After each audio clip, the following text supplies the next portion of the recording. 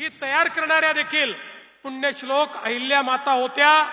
आमच्या गरीब वनवासी आदिवासींना मुख्य धारेमध्ये आणणाऱ्या देखील पुण्यश्लोक अहिल्यादेवी होत्या।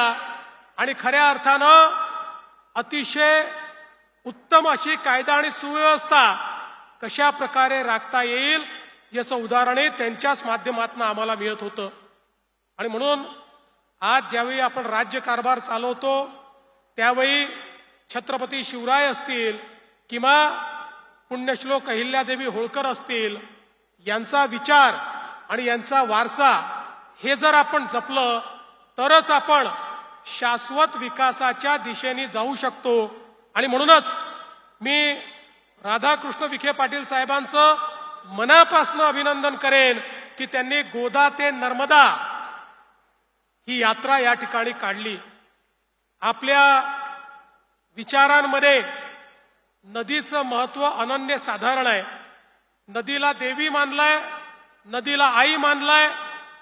आपल्याला माहिती आहे ऋग्वेदामध्ये नदी स्तुती सूक्त आहे, ज्या सूक्तामध्ये आमचे ऋषीमुनी हे नदीशी चर्चा करतायत, नदीशी बोलतायत आणि त्यातनं नदीचं पावित्र्य काय आहे, नदीचं महात्म्य काय आहे, आईप्रमाणे नदी आम्हाला कसं जीवन देते, ईश्वराप्रमाणे नदी कसं आमचं पालन पोषण करते, यासहित आपल्या देशातल्या प्रमुख नद्या, त्यांची भौगोलिक परिस्थिती, या सगळ्या गोष्टी आपल्याला नदी स्तुती सूक्तामध्ये त्या ठिकाणी पाहायला मिळतात।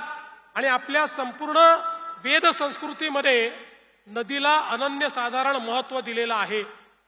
म्हणूनच आज गोदा ते नर्मदाच्या माध्यमातून पाणी असेल, जलसंवर्धन असेल, जलसंधारण असेल, या प्रत्येक गोष्टीचं त्या ठिकाणी त्याची पुनरुक्ती करत लोकांमध्ये त्याचं जागरण करण्याचा प्रयत्न आपण करतो।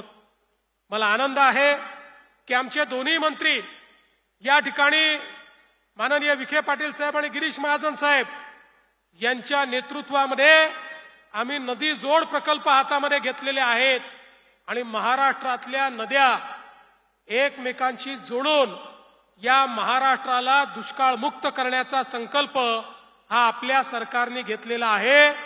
पुढच्या काळामध्ये महाराष्ट्राच्या कुठल्याही भागामध्ये कुठेही त्या ठिकाणी आपल्याला दुष्काळ दिसणार नाही।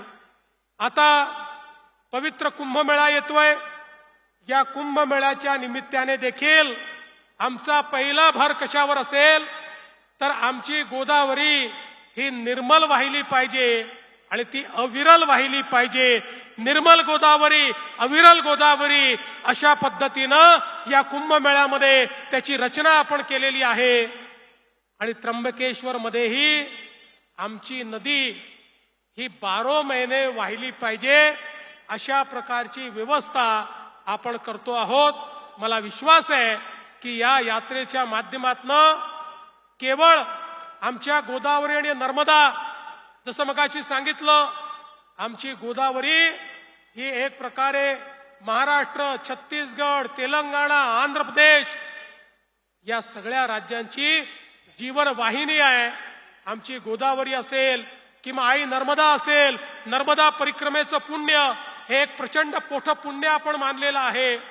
या दोघांच्या साक्षीने निश्चितपणे हा गोदा ते नर्मदा परिक्रमेचा कार्यक्रम अत्यंत यशस्वी होईल आणि पुढच्या काळामध्ये जलसंधारणाचं कार्य जे आपण हातामध्ये घेतलंय ते लोकसहभागातून पूर्ण करून पुण्यश्लोक अहिल्यादेवी यांच्या विचारांना आणि त्यांच्या वारशाला आपण या ठिकाणी नमन करू, हा विश्वास व्यक्त करतो आणि माझं बोलणं संपवतो। धन्यवाद। जय हिंद, जय महाराष्ट्र, जय अहिल्या माता। एबीपी माझा, उघडा डोळे बघा नीट।